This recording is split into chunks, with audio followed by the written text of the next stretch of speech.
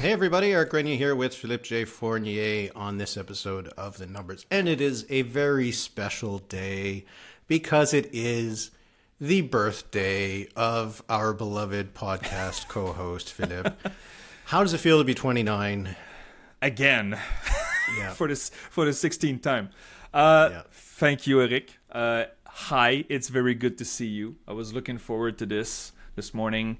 We have lots to talk about, lots of numbers, very little federal, but some good provincial stuff. And yes, it is my birthday today, and what better gift could I get than record a podcast with you this morning? So thank you. You have for, special plans for your birthday?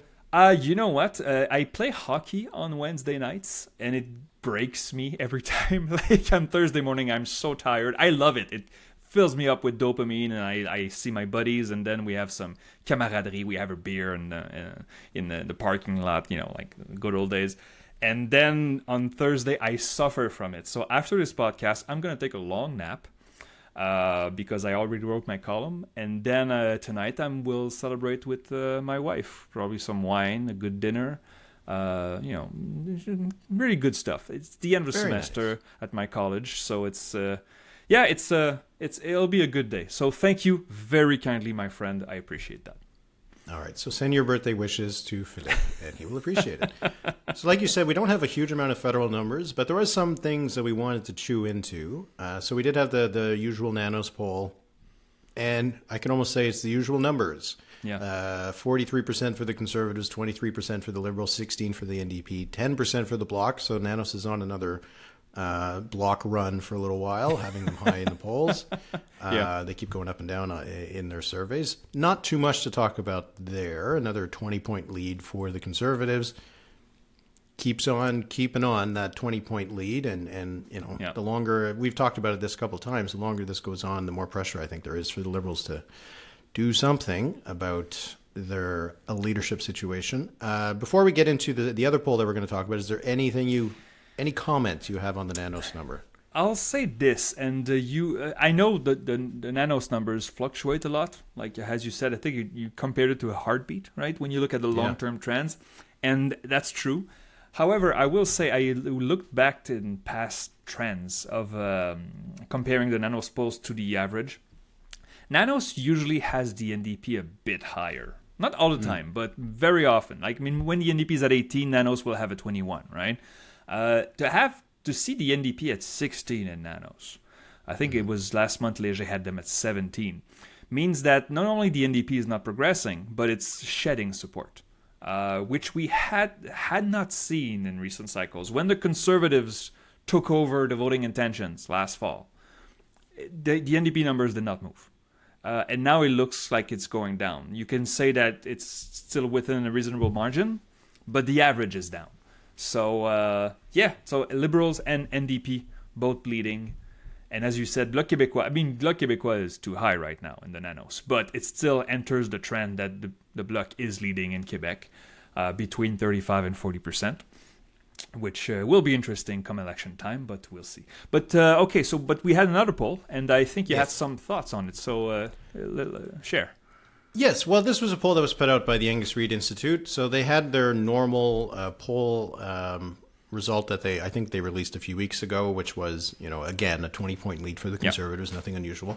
But they did some oversamples among various religious communities and broke those out. Now, they have them for, no religious identity, atheists, various Christian sects, but...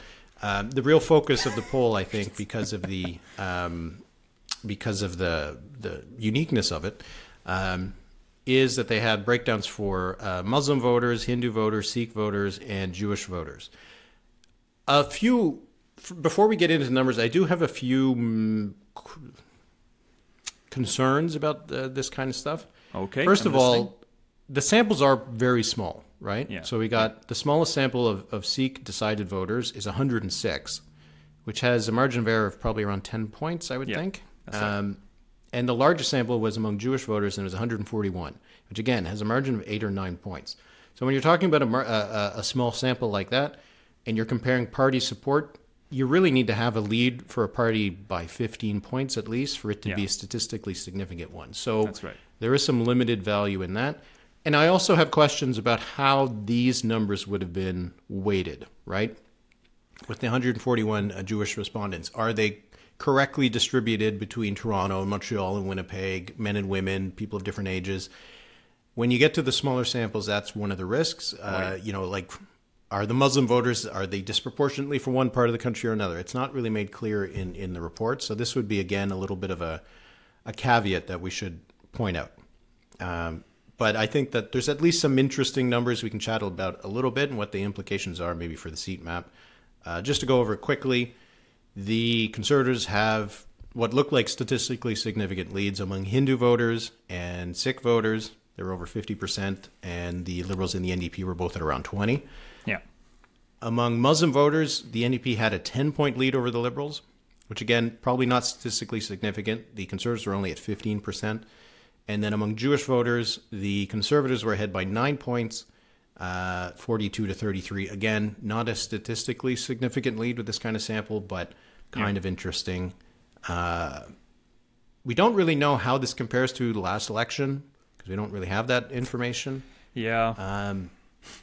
We do know that, the Jewish voters, for example, a place like Thornhill, very strong support for the Conservatives. Mount Royal, the riding with the second largest Jewish population. The Jewish sections of it tend to have more conservative support than others, so I'm not sure if these results are particularly significant.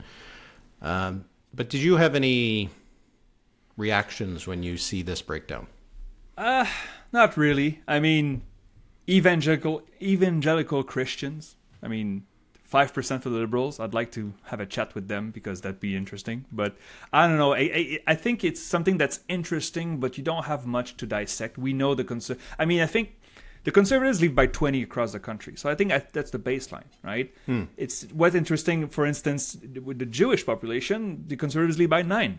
So that is a smaller lead than the general population. So I think that's the only thing I would say about it. It's interesting that Angus Reid separated atheists with no religious identity. I agree with this separation, by the way, because I state, if you're an atheist, not somebody who doesn't care about religion or believes in God, but an atheist. Usually being an atheist is also a faith. C'est une croyance, we say in English. Well, it's a position, at least. Exactly. It's a thoughtful, an actively taken position, rather than being kind of agnostic or just not caring or not having a religious identity. Calling yourself an atheist means something different than being like, I don't really care about religion, right? Exactly. Among atheists, and that's the bigger sample, 400 cases. 30 NDP, 25 Liberal, 25 Conservative. So the godless atheists are divided in their voting intentions. And people with no religious identity, the Conservatives lead by 12 over the NDP, 38 to 26. So again, among non-religious people, the Conservatives lead by fewer points than the general population. But thing is, when you look at Roman Catholics, 45% Conservative, 24% Liberal. So that's a 20-point lead. So that means that Roman Catholics are close to the national average. But does that mean anything? Or do they vote that way because they're Roman Catholics? I don't think so, right?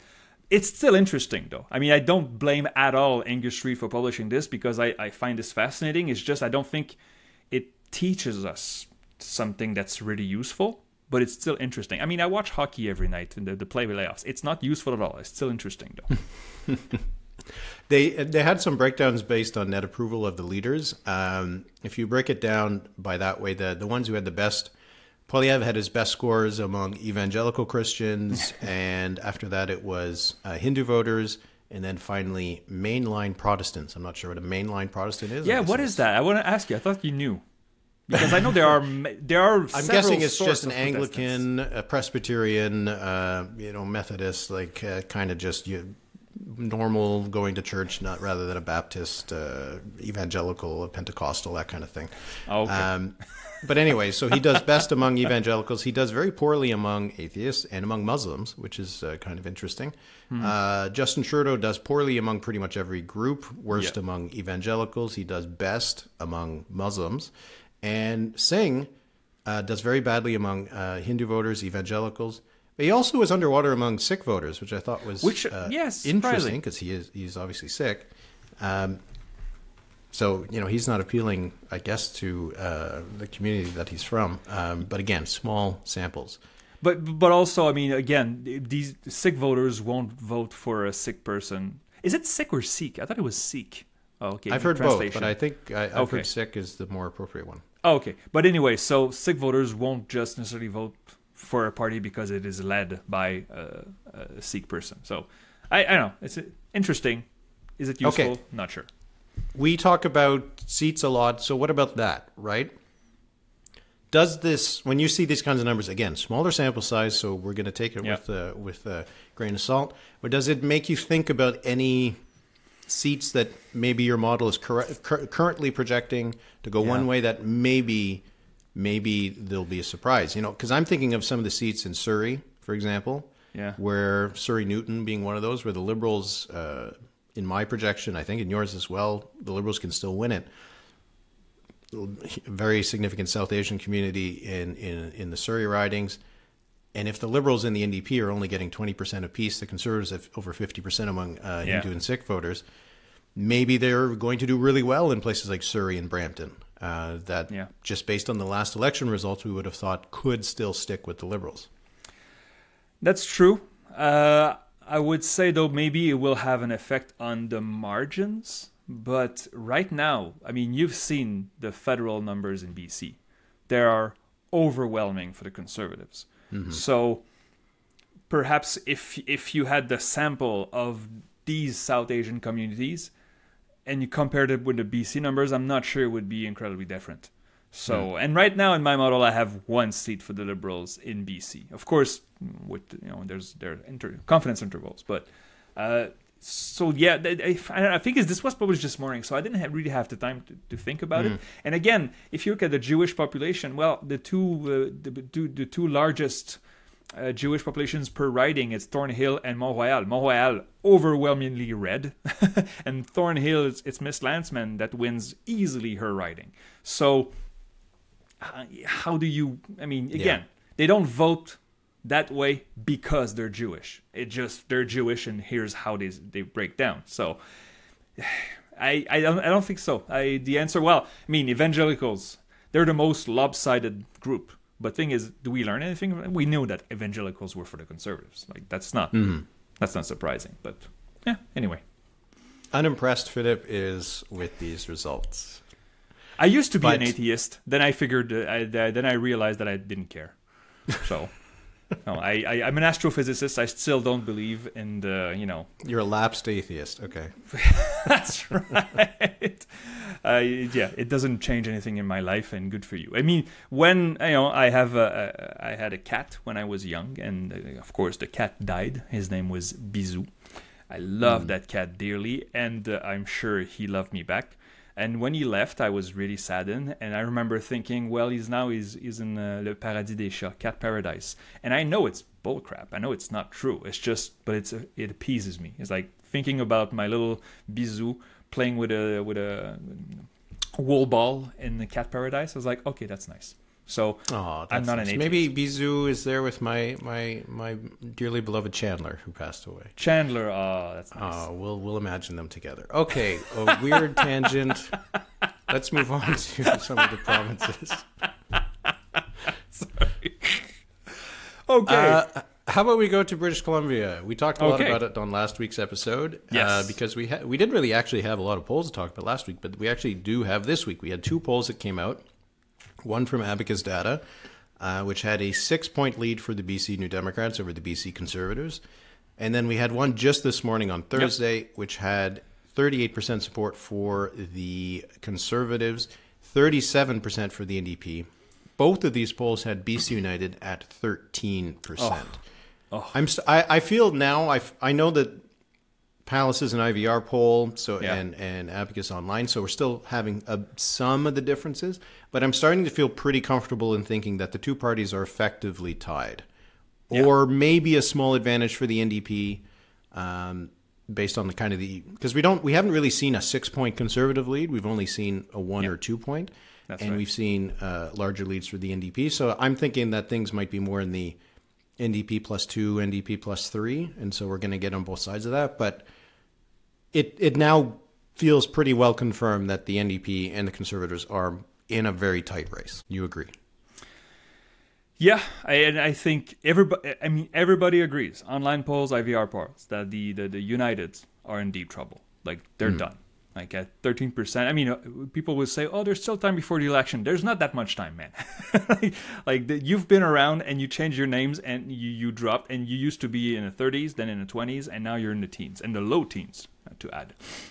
I'm looking at the tables of Palace data. Again, that this is fresh off the press. It was released this morning. NDP leading in Vancouver CMA, but only by 6 points. NDP leading on Vancouver Island, but by 7 points. It's in the interior that you have a 15-point lead for the Conservatives, or 14-point lead rather, for the Conservatives. So if we have the NDP and the Conservatives almost tied in the popular vote province-wide, is the NDP winning this in seats? Probably, right? Probably, There's an advantage there for the NDP. So suddenly, I mean, our over-unders from last December for BC will look incredibly foolish. And we had a preface early in the podcast that we were just playing around. But it's a time capsule. It shows just how much things have changed. Oh, absolutely. And this is very interesting. And it shows how unfit a leader Mr. Falcon is, because he was never able to take a hold of his party and to take it to another place. The realignment, of course, did not work, but I think we can agree that the rebranding did not work, but it was the problems were deeper right there for that party. Now the question will be, will the Conservatives, this new party, be able to take the vote out? Will they align closely with Poilievre? I think they already have. And Mr. Eby seemed to be cruising to an easy majority. Not the case anymore. I think we're gonna have a very good election in October in British Columbia. Looking forward to it. Also, to add, I'm looking at the tables of Palace. Gender split, like other provinces, right? Not surprising, you would say. Conservatives leading by 14 amongst men. NDP leading by 11 amongst women. So, something to look at in this election. Some of the common threads between the two polls, Abacus also had just a 6-point lead for the NDP in the Vancouver area. So there are going to be lots of competitive seats in probably the suburbs. You know, you can think of Abbotsford and Langley and Chilliwack and all places like that, that are probably going to be pretty strong for the Conservatives. The NDP strong in Vancouver proper. Abacus had more of a tight race in the interior and north, so that seems to be the point of contention between the two polls. I think that generally we've seen that IVR polls, which tend to score better for the Conservatives, might be able to do a little bit better in the regions in picking up that support that we've seen from online polls. You think about Alberta. The Alberta NDP was always really performing well in polls outside of Calgary and Edmonton, and it didn't really happen. So I think that would be a factor. But the most important, I think, common thread between these two polls is that in both of them, the NDP does much better among older voters. Yeah. Has a big lead over the Conservatives among older voters. And the Conservatives do really well among younger voters. Yeah. That is not a very good place to be in an election scenario for the Conservatives because, as we know, younger voters don't vote in big numbers. So if the Conservatives have a lot of their support among younger people, and the NDP has a lot of their support among older people, if they're going in at a tie on election night in terms of polling support, you kind of expect the NDP is going to beat their polls. So the Conservatives, I think, need to be ahead by quite a few points for the map to work for them. And then they also probably need to be ahead by a couple extra points even more because of turnout. So the NDP has some advantages there that are kind of the opposite of what it was back in 2013 when the polls were wrong in overestimating NDP support. Yeah. I'll say this, though. Also, when we say that young people, young voters, usually tend more to be left-leaning than the rest of the population, the thing is, I think we have to revise this. Yeah. Because it's not that they're more left-leaning is that they're more anti-establishment. And it just turns out that the NDP right now is the establishment in British Columbia. And I think it's the same thing we see at the federal level. Every polling that we have seen in the past 6 months shows Pierre Poilievre doing very well among young voters, which is something that conservatives traditionally don't do well, I mean, at least in the past decades. But Pierre Poilievre represents the anti-establishment vote. And I think this is what attracts. I mean, I know people on our Discord or on our server maybe will disagree with me here. Young people are not more to the left; they're more anti-establishment. So we'll see where this goes. It's going to be. I mean, we're going to have a good time with BC this fall. I think it's going to be a good one. And clearly pollsters have noticed also, which I'm glad they did. Because we will have, I think, lots of polls. It would be very strange for all these pollsters to poll BC in the spring and winter and spring, to not poll in come October. So I'm very glad to see that pollsters have taken notice of what's going on in BC. So maybe they'll lose their nerve. Some pollsters have done that in the past. Don't lose your nerve. Stick to it. You can do it. You're going to nail it. Believe in yourself. Give us some numbers. Anything to add on BC before we move on to Quebec? I don't think so, but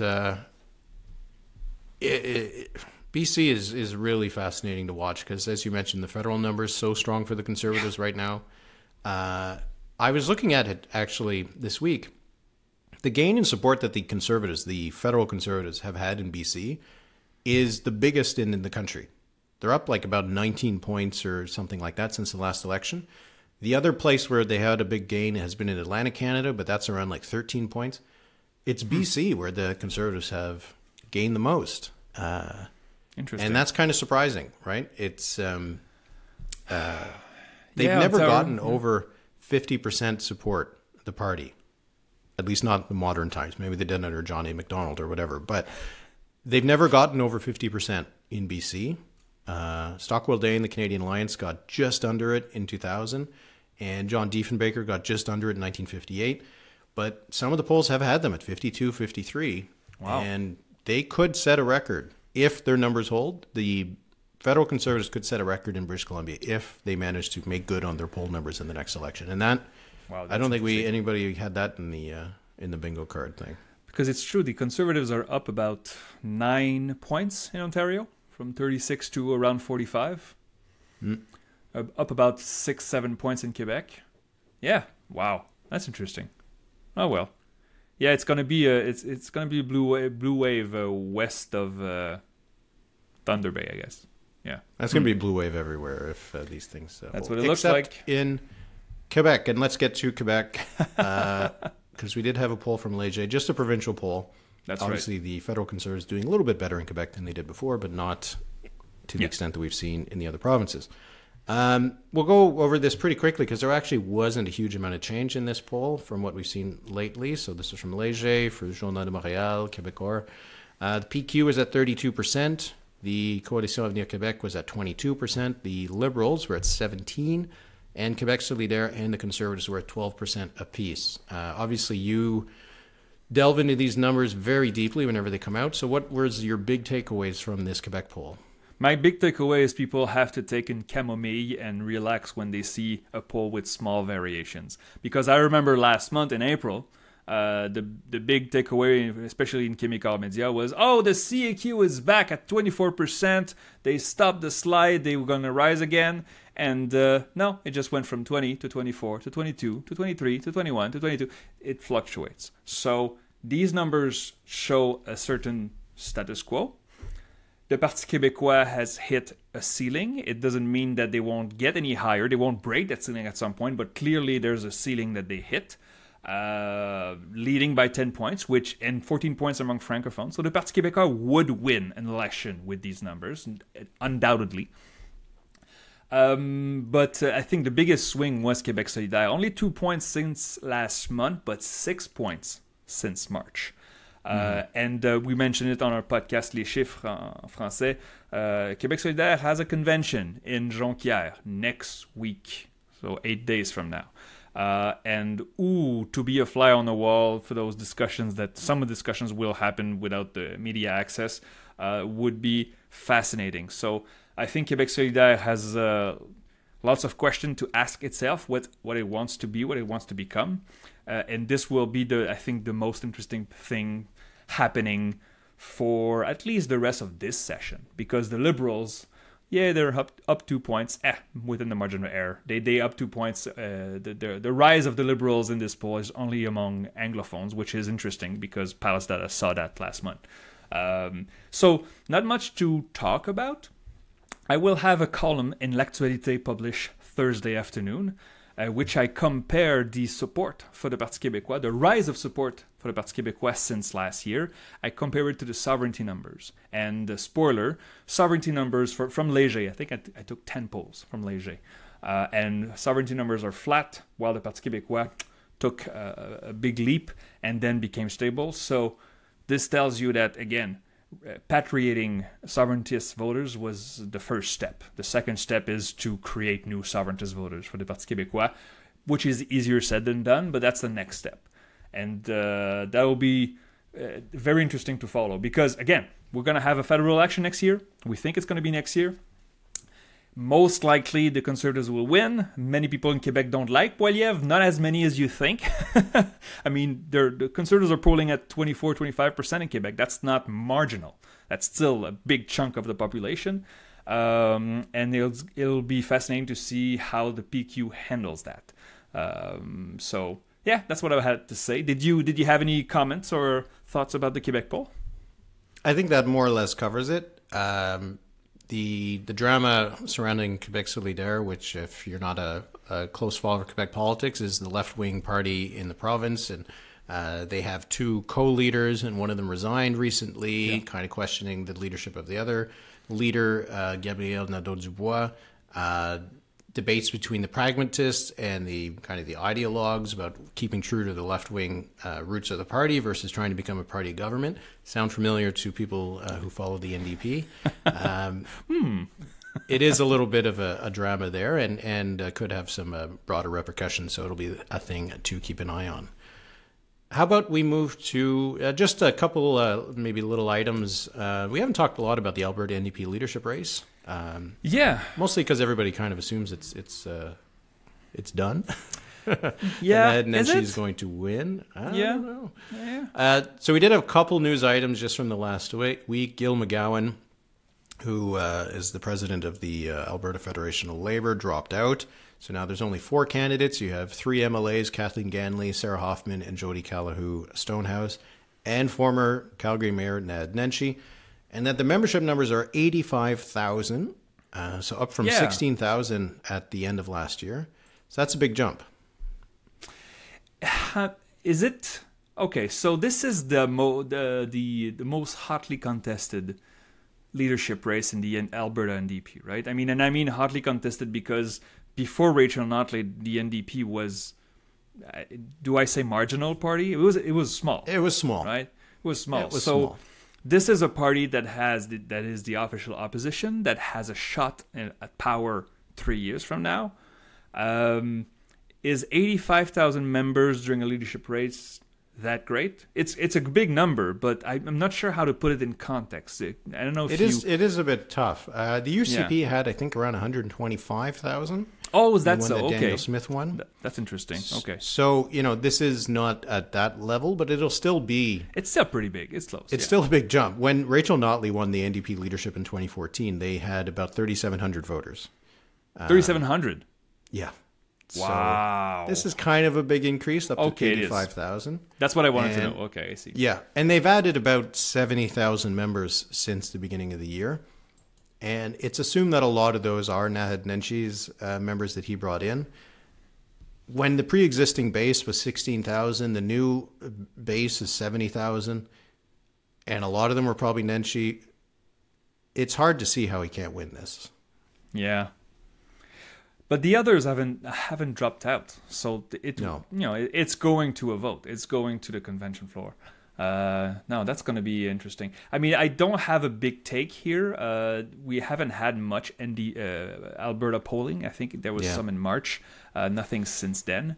But I think pollsters are just keeping their money for the time being because if Mr. Nenshi does win, And then it'll be interesting to see, does the needle move? But in the meantime, it's true that and you can't really poll party members. That's, No. I mean, it can happen. It's just, it would have to be leaked, and then, it's there are like ethical issues in there too. But something to follow. Yeah, it's going to be next month in June, right? So it's coming soon. June 22nd. Very interesting. Yeah. Just before we go off the provinces, I just wanted to mention, it's a kind of a funny tweet. I'm not sure it was meant to be funny, but it is from Randy Weeks. He's, of course, an MLA for the Saskatchewan Party. He's also the Speaker of the Legislative Assembly. And he tweeted a picture of his membership card cut in half. And with, quote unquote, enough is enough.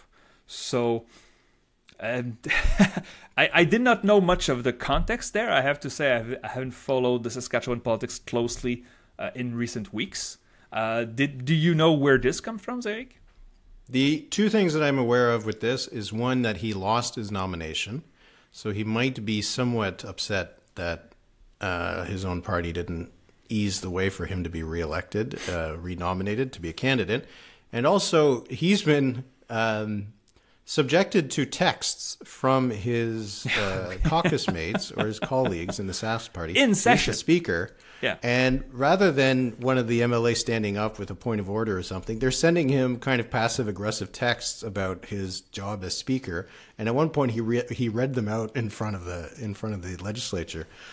So clearly, this guy he don't give a f anymore, and he's kind of done with it. And it just shows that you should treat your colleagues and your coworkers with respect. Don't text them passive-aggressive things. Election in or Saskatchewan. They'll cut up their membership. Yeah, exactly. Election in Saskatchewan in late October. We'll get back to this. We don't have new polls in Saskatchewan, but I'm sure some will come very soon.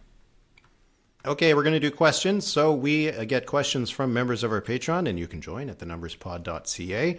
What we're going to do, as we've been doing now for the last few weeks, and we're going to continue doing it, we answer one question for our public episode, and then we will answer other questions for members of our Patreon. So an extended mailbag. If you would like to listen to the extended mailbag, become a Patreon. As little as $5 a month or $4.50 if you sign up for a year, and you can get extended mailbag questions. We got tons of good questions this week about provincial politics, federal politics. But this one is from Sammy on the Discord, and I feel like we have to talk about it because it's all everybody seems to be talking about. Kevin Falcon seems to be somewhat open to the idea of a merger between the BC Conservatives and BC United. Do you see a pre-election merger between the BC Conservatives and BC United? Is it likely to happen? We also got a similar question from Logan Stitt on the Patreon. What do you think of this? Well, first, thank you, Sammy, asking your questions not about electoral reform. So we had to answer it. The thing is, okay, so can a merger or a deal be made between the two parties? The answer is, of course, yes. But we're in May. If you want to have a merger similar to the Wild Rose and the Progressive Conservatives in Alberta with Jason Kenney, you need to call a convention. Or, well, a convention per party. Both parties have to vote on this, and then you have to have a leadership race for the new party. We're in May. The election is in October. The campaign will start around Labor Day. So they've got dozens of candidates already nominated. So, yeah. So, I mean, it's possible, and it would make this race fascinating. It would, you would need to move. But that means that you have to right now book convention floors for one in June, one in July, one in August, right? This is what you need to do. And it could also not work. You could have the convention, you could be open to a sort of merger, but Kevin Falcon is not dealing in a position of advantage here. No. Now it's much easier for the Uniteds to say, okay, we can discuss a merger when you're at 13% in the polls. The polling that we have in BC shows, yes, I think both believe that the NDP has a slight advantage, but the Conservatives could win on their own right now. And it's not sure that the 13% or 15% left for the Uniteds would go for the BC Conservatives. There are some controversial people in this party that there's a reason why those BC United voters have not made the switch. Again, I would love for something to happen. It would be fascinating to watch. It's just that I'm not sure the timing is right. That was last year. You had to do this last year or last fall. But what do you think, Eric? I think the timeline of it shows how cynical this entire thing is. Because at some point last year, when the BC Conservatives and BC United were more or less tied in the polls, maybe often the BC United was still ahead of the Conservatives. Apparently, the Conservatives sent out feelers to the BC United saying, why don't we talk about merger? And as we saw John Rustad tweeted, the answer was F off, with the F not censored. Fiddle. Now that the Conservatives are have three times the support of BC United, BC United is like, you know what? We thought about it. Wow, some merger would be really good, don't you think? Don't you think it would be good? We have this other story about people in the business community, the free enterprise community, trying to get Brad West, who's the mayor of Coquitlam, I believe, to lead a united party. If you're John Rustad and the Conservatives, you'd be pretty well positioned to respond with an F off of your own. Oh, now you guys want to join us because we're beating you? If you really want to not divide the vote on the right, you can just go away. And that would actually be the easier thing to do for BC United to say, we're just going to sit out of this election because clearly we're going to lose. So I just find the whole thing really cynical. And if I were the Conservatives, I would say, we're winning. We don't need you. You just went down to 13%. You were at 16% not too long ago. You're at 19% too long ago. How is 8% going to feel? How is 5% going to feel? We'll take those votes. So it seems, based on the tweet that Rustad put out over the last couple of days, they are not that interested, and I don't blame them. They're the ones with all the power. If the other guys are upset that they're going to get crushed and want to save their own skins for the sake of the right-wing movement, I'm not sure if their motivations are in a good place. Allow me to play devil's advocate here, because I think I agree with you. Like the Conservatives could tell the Uniteds to beat it, except for one factor. You remember? I don't have the numbers in front of me. I know I should, but you remember the fundraising numbers. The Uniteds outraised by several. By at least an order of magnitude, the Conservatives. The Conservatives could say, you know what, we'd really like to have a share of that money for the campaign. It would be very, very useful to have our coffers full of cash for campaign ads and to help us out. So this is the only. I try to think, why would the Conservatives do this right now? It's the only thing I could come up with, because they would. I'm not sure what the laws in BC are, but when you have a merger, I'm guessing that you pool the money. That is the complicated thing, right? You would probably need, because the BC United also gets lots of money from a public allowance based on the amount of votes they got.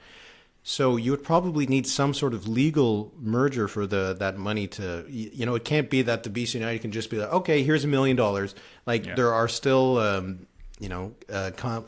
campaign contribution limits and all this kind of stuff. And as you said, there's not a lot of time to do that kind of stuff. So they could do some sort of pact where they don't run against each other in some ridings and everything. But again, the Conservatives are much more likely to win most of these ridings than the BC United. So why would they step aside their candidates that they've already nominated? It's just too late. It's too late. The BC United is now losing and is on track to maybe get reduced to 0 seats. And now is on, been converted to the idea of a merger. It's too late. And they kind of only have themselves to blame, which can be said about a lot of the reasons why they're not doing so well right now. That is certainly true. I'm being very catty on this. Okay, we're going to move to our other mailbag questions. So, I like catty, Eric. Again, for our Patreon members, for others, we'll be moving on to the quiz. Okay, I have to say, Eric did not tell me anything about this quiz. He just texted me, says, I'm going to quiz you. And I'm kind of wary that this could be a revenge quiz for what happened 2 or 3 weeks ago. So I could get humiliated here, but okay, Eric, Do your worst. Let's go. I'm hearing. All right. I'm well, it is all a yours. bit of a revenge quiz. In terms of the topic. Not the actual quiz, but you know what? God. It is your birthday. It is my birthday. And so, you're an astrophysicist, and I know that you would really care about these things and they would mean a lot to you. So, you're a Taurus. Sign. Oh, you're God. a Taurus. Oh, man. As you know, I'm sure you already knew this. Now, what is a Taurus, really? So I found from allure.com. I have no idea if this is any good or not. But you can tell me if this describes you or not. So Taurus is an earth sign represented by the bull, as you know. Like their celestial spirit animal, Taurans enjoy relaxing in serene, bucolic environments surrounded by soft sounds, soothing aromas, and succulent flavors. Taurus is ruled by Venus. You know this planet. The enchanting planet that governs love, beauty, and money. I'm pretty sure the satellites have discovered this. Taurus's Venusian influence make this earth sign the most sensual of the zodiac. These cosmic oxen are enchanted by any physical manifestation of comfort and luxury. Now, as a sign, Taurus is fixed, an astrological quality that reflects Taurus's steadfast, loyal nature. Fixed signs are excellent at maintaining systems, and Taurans prioritize consistency and reliability in all areas of their lives. It must be noted, however, the Taurus does have a bit of a reputation. What a Taurus perceives as dedication is often regarded by others as stubbornness. Accordingly, these bulls may end up lingering in unhealthy situations, whether relationships, jobs, or homes, longer than necessary just to prove a point. Despite their occasional obstinance, however, Taurans are dependable partners, soothing friends, and lovers with their trustworthiness and devotion. How do you feel? Does this describe you? Sure. Absolutely it does. It reminds me when I was in Université Laval doing my master's degree, and I was single. In astrology, and I would go to the pub de l'Université Laval and have a few drinks, see a pretty little girl lay there, and I start talking, and you study astrophysics? I'm a Sagittarius. And I was like, oh God, okay.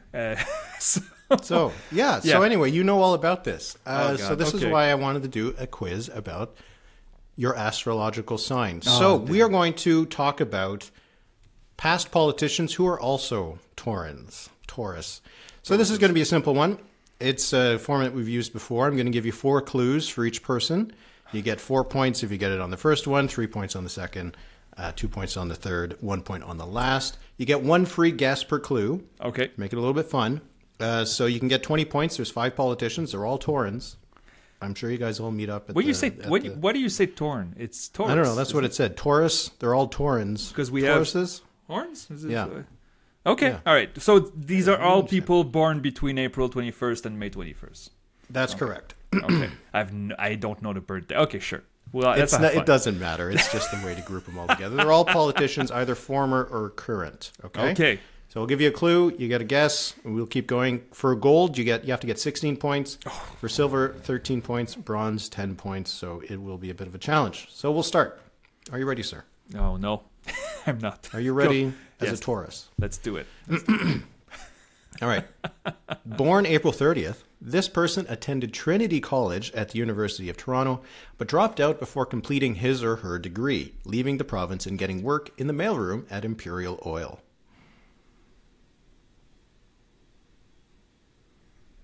Where is Trinity College? That's in Toronto? At the University of Toronto, yeah. Okay.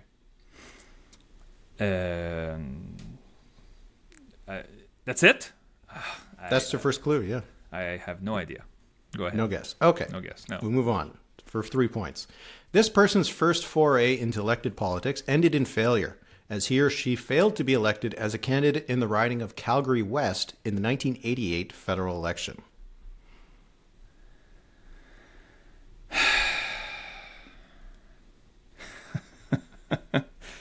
Calgary West federally. I don't know. Danielle Smith? No, she's too young. No. Okay. All right, for 2 points. Originally a member of the Young Liberals Club at his or her high school, this person worked for PCMP before joining the Reform Party, being elected as an MP for the first time in 1993.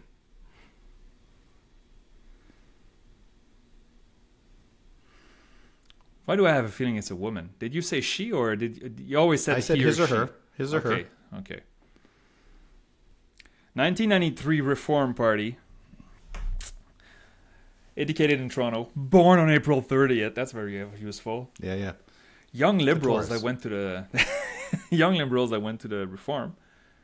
Calgary West. I mean, Calgary West was the 88. Okay. I don't know. Go on. All right. For 1 point. See if you can still get it. This person served as the 22nd Prime Minister of Canada. Oh. 22nd? That's Stephen Harper. Yes, it was Stephen Harper. All along it was young. Stephen Harper was part of the Young Liberals? Yeah. He liked Pierre Trudeau, but then he was upset about the National Energy Program. Well, who wasn't, right? Yeah. So I said that he dropped out. He did drop out of University of Toronto, but he ended up getting a master's degree in economics at the University of Calgary. Okay, 1 point. It's a rough start. Okay, we're going to move to the second person. Another Taurus. This active politician is fluent in English, French, Italian, and Spanish.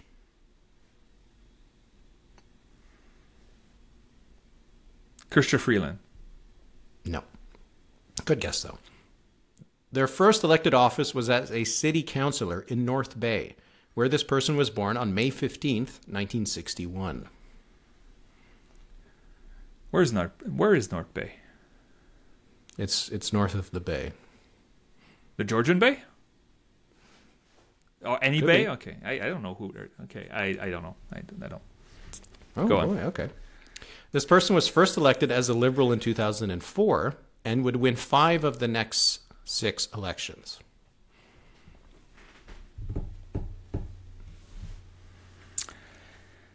Okay. Active. Yeah. 2004. North Bay. Maybe this was a revenge quiz. Can I Google where North Bay is, or is that cheating? That would be cheating, right? Yeah, that would be cheating. It's in Ontario. I'm guessing. Okay, so it would be okay. I'm Georgian Bay. It has to be North. Okay.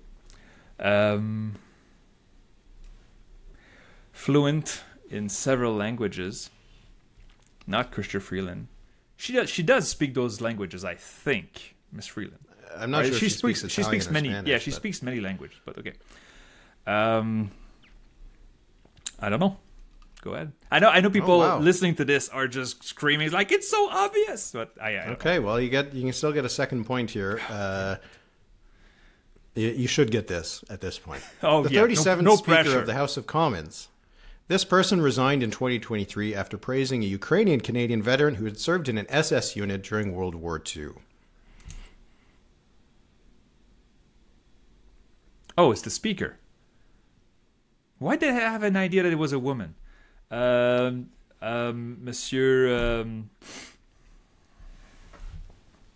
what's his name? Anthony... God damn it. What's his name? He was a speaker. He mistakenly... Anthony...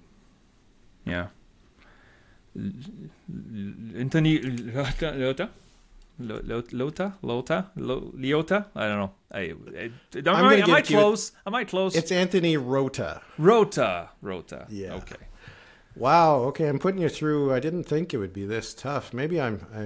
It's North Bay that threw me off, right? So I thought that was the clue. That's the writing where he's Timiskaming. Yeah. If I don't know where North Bay is, that doesn't help. But okay, there are many bays in this country. So yeah. Okay, you can still get at least a bronze, I think, or no, you can still get a silver. Going for the wooden medal. Go for it. Born May 20th. This person earned a bachelor's in criminology, political science, and history from the University of Ottawa, though this person would not represent a riding in Ontario in their future career. Oh, come on, man. That's that's my clue. Okay. Mélanie Joly. No. All right. This person was 25 years old when they were first elected, and they defeated an incumbent NDP MP who had served over 30 years in the House of Commons. Well, okay, so you said it was not an Ottawa area, so it's not Poilievre. At 25, Criminology. Defeated a longtime NDP.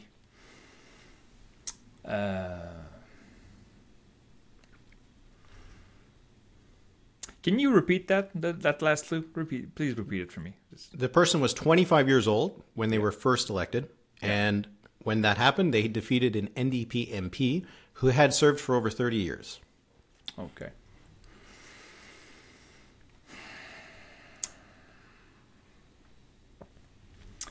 And not in Ottawa. I don't know. Go ahead. All right. When this person successfully ran for the leadership of their party, they took just 22% of the vote on the first ballot.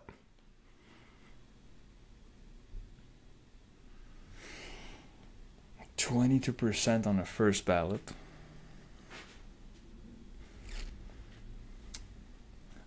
Is it Stefanzio? No. No? Okay. No. All right, last one. You still got 1 point here. Uniquely in Canadian federal politics, this person has served as both a Speaker of the House of Commons and a party leader. Oh, it's Andrew Scheer. It's Andrew Scheer. He's from Ottawa, and then he represented a riding in Saskatchewan where he defeated Lorne Nystrom, who was there for It's true, huh? That 13-round CPC leadership. He only had 22%, huh? Wow. Yeah. Okay. All right, so you had 3 points, so there's still 8 points on the board, so you can still get a bronze. All right. I'm not going to get the first. No, I don't think you will. Getting the first clue. Okay, go ahead. No, I don't think you're going to get these. Maybe this was a revenge quiz. All right, next one. This person has a degree from Queen's University in chemistry and economics, Queen's, but was born in Fredericton on April 22nd, 1977. 1977. Queen's University. In economics, you said? Chemistry and economics. Oh, that's strange. Okay. Is it Monsieur Leblanc? No, that's a good guess, though. Okay. When this person became party leader, they were the first woman to ever hold that role permanently for the party in question.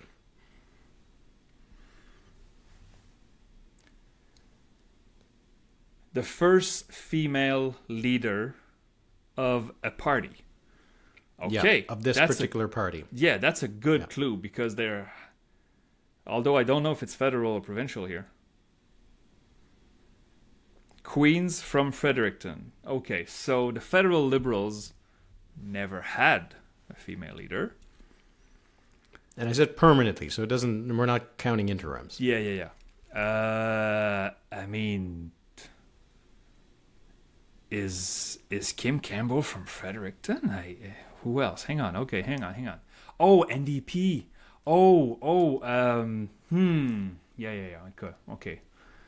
I don't think it's Kim Campbell. So, do I have a free guess? So, McLaughlin? No. No. Okay. All right. This person's first attempt to win elected office failed in 2018. When they went down to defeat in the riding of Fredericton South.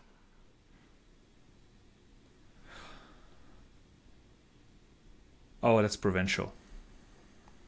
Okay. Fredericton South. Female. Oh, yeah, okay.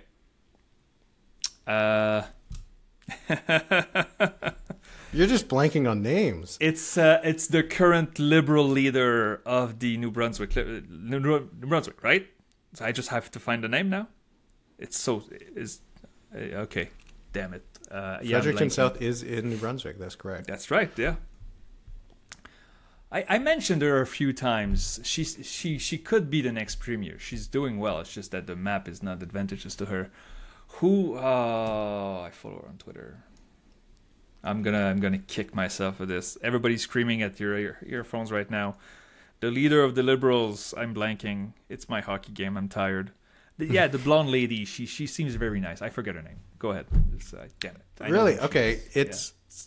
Damn. Do you want to? Well, then you do know who it is. Yeah. Go. Give me the clue. I'll still think.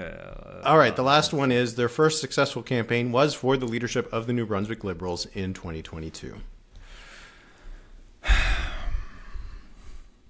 I'm surprised. Yeah, I'm surprised too because I should know this. I think her name is Susan. It's just... It is. It is Susan. Yes. I mean, I could guess Leblanc because it's like half the population there, so... Starts with an H. Susan Holt. There you go. Jeez. All right. I had it on the third clue, but yeah, blanking on the name. I mean, if you blank on the name, you don't have the point. It's fine. Okay. So, all right. Well, so I only got win a singles medal here. anymore. I only have Yeah, singles. Yeah, you've gotten them all in the last one, sort of. So let's go to this last one. Susan Holt. Yeah. I think this is a more fun one, but I don't know if you'll get it. Oh, yeah, it's going to be fun. All right. This person was a veteran of the First World War, serving with the Canadian Army Medical Corps in Egypt and the Balkans. He later joined up with the Royal Flying Corps. He was finally discharged after he was sent home to recuperate after being hit by a bus in London during a blackout.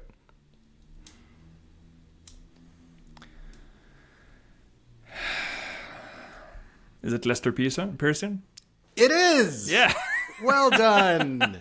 There you go. I finished strong. That's how you have to do it. So 8 points. My other clues were... Go ahead. Yeah. In 1955, this person was interviewed by then-journalist René Lévesque during a foreign affairs trip to Moscow.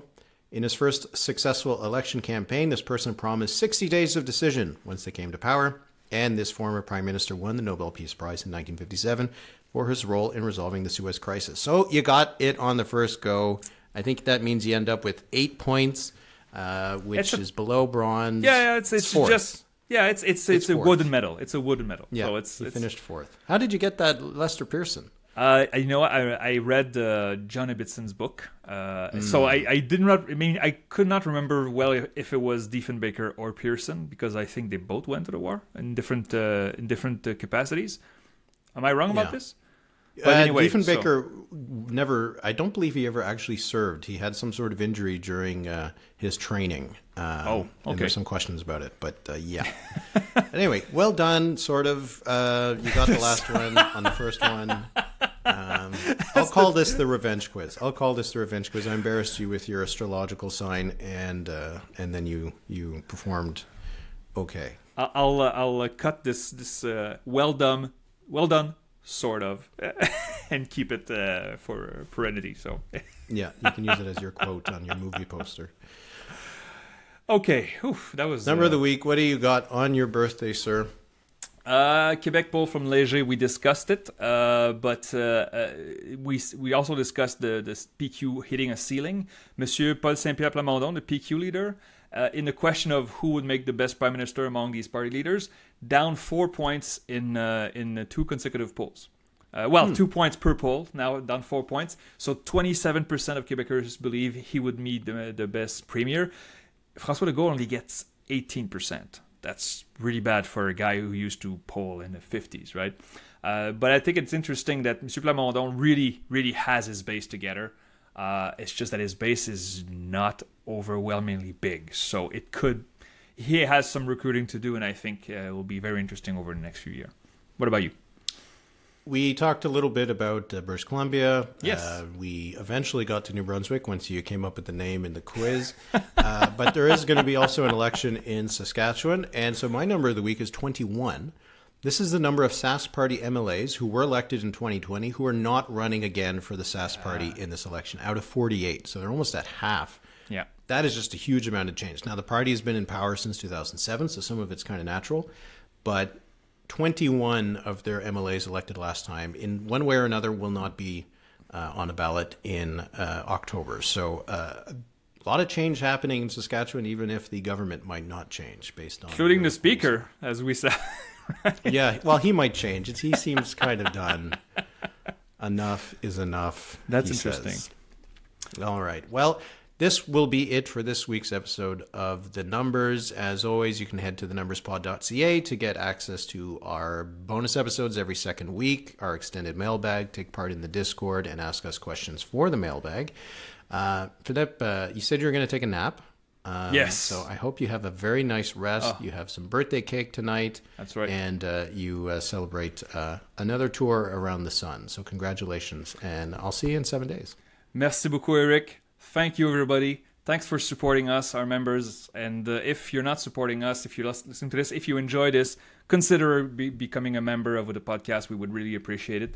And you could join in on the discussions on Discord, which is usually cordial and fun. So don't miss out. And thank you, Eric. Talk to you next week.